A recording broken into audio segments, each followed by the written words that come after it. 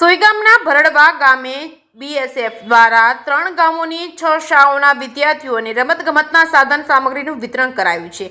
Civic action programme અંતર્ગત કાર્યક્રમ યોજાયો હતો, જેમાં દેશની સરહદોની રખેવાળી કરતા બીએસએફ દ્વારા દેશ સેવાની સાથે સાથે લોક ઉપયોગી કાર્યો પણ કરવામાં આવી રહ્યા છે। મેડિકલ કેમ્પ તેમજ વ્યસન મુક્તિ અંગેના જાગૃતિ કાર્યક્રમો સાથે સરહદી વિસ્તારની શાળાઓમાં બાળકો ફિટ રહે તે માટે શાળાઓમાં રમતગમતની સાધનો ભરડવા ગામમાં સિવિક એક્શન પ્રોગ્રામ અંતર્ગત 137 બટાલિયન બીએસએફ દ્વારા સોમવારે રમતગમતના સાધનોના વિતરણ કાર્યક્રમ યોજાયો હતો।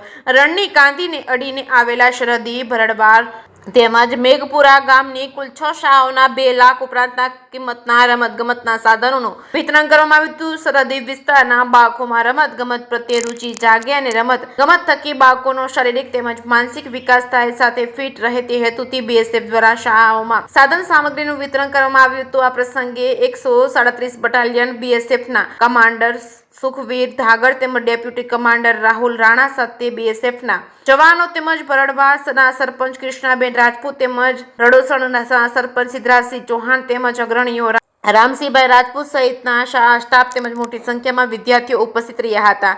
જેકે સિંહ ગુજરાતી સાથે કિરણ ઠાકોર, ભાભર। આજ રોજ બીએસએફ 137 બટાલિયન દ્વારા ભરડવા હાઈસ્કૂલ ભરડવા ગામની અંદર 3 આવેલી એક સેન્ટર શાળા અને 2 પ્રાથમિક શાળા તથા ભરડવા આજુબાજુ આવેલી મેઘપુરા અને રડોસણની પ્રાથમિક શાળાના જે ખેલદિલીની અંદર ભાગ લે એ 20 વિદ્યાર્થીઓ તથા 2 શિક્ષકો મારી શાળાની અંદર બીએસએફ 137 બટાલિયન દ્વારા કાર્યક્રમનું આયોજન કરવામાં આવેલ હતું।